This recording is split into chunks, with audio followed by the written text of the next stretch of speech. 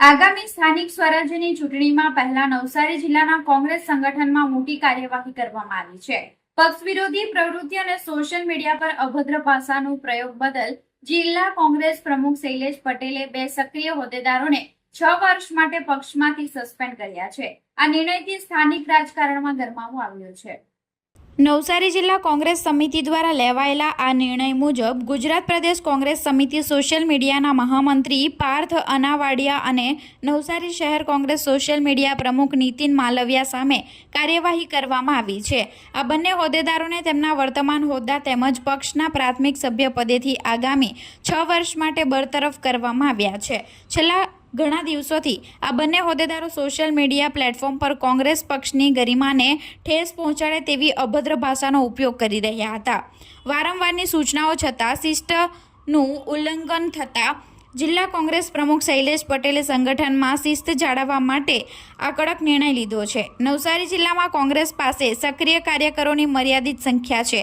હવે સોશિયલ મીડિયાની જવાબદારી કોણ સંભાળશે તે અંગે શૂન્ય અવકાશ સર્જાયા છે।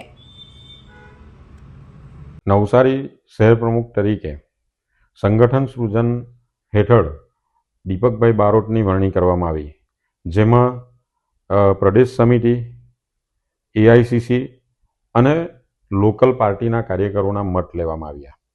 ત્યારબાદ કેટલાક કાર્યકર્તાઓનો વિરોધ અંદર હતો।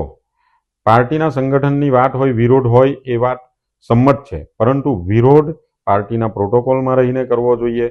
તમે પ્રદેશ અધ્યક્ષને મળી શકો છો, પ્રભારીશ્રીઓને મળી શકો છો, તમારી રજૂઆત જિલ્લા કોંગ્રેસ સમિતિને કરી શકો છો, પરંતુ એ રજૂઆત અવડા પાટે લઈ જઈને પાર્ટીને નુકસાન કરવાનું જો કોઈ કાર્યકર્તાઓ કામ કરશે તો પાર્ટી એની સામે ચોક્કસ પગલાં ભરશે અને ભરવા પડે।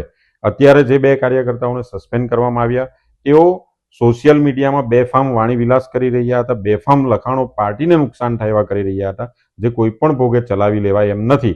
હાલમાં ભારતીય જનતા પાર્ટી સામે જે લડાઈ છે, અમારી ભ્રષ્ટાચાર સામેની લડાઈ છે, આ બીજી આઝાદીની લડાઈ છે, જે લોકશાહીનું દમન કરી રહી છે ભારતીય જનતા પાર્ટી, એની સામેની લડાઈ છે।